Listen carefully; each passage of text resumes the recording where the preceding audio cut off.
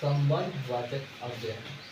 हमने पिछले क्लास में यही चीज़ पढ़ाया था कि एग्जाम्पल जो दिखे हैं कि the book is on the table, इसी के ऊपर आपको विस्तृत पता चल जाएगा कि एड्रेस प्रीपोजिशन इसमें कौन है।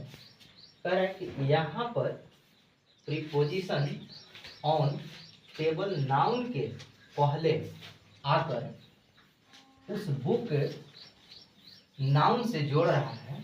कोई आवश्यक नहीं कि प्रत्येक प्रीपोजिशन नाउन के पहले ही आवे। यानी कहा जा रहा है कि कोई भी प्रीपोजिशन जो है ऐसा नहीं है कि वह वाक्य के अंत में ही आता है। प्रीपोजिशन वाक्य के अंत में भी आते हैं। जैसे क्या कह रहा है कि where do you live at, इस वाक्य से आपको पता चल रहा है कि प्रीपोजिशन कहाँ आ रहा है, तो वाक्य के अंत में आ रहा है। यहाँ प्रीपोजिशन कौन है, तो एट है।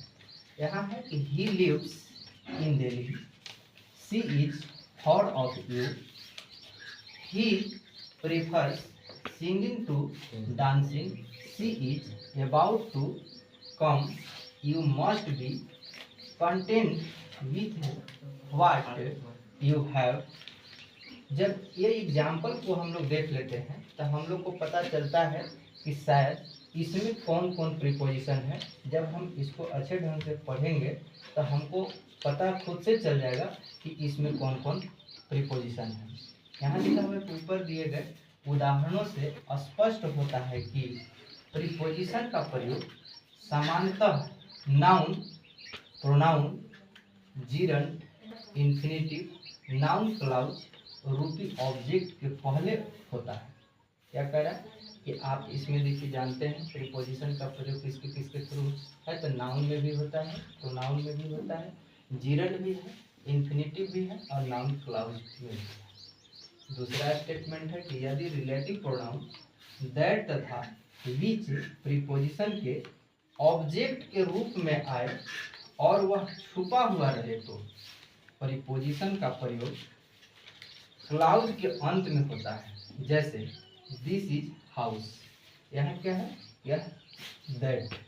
I told you about, she is the only woman whom I have ever really been in love with।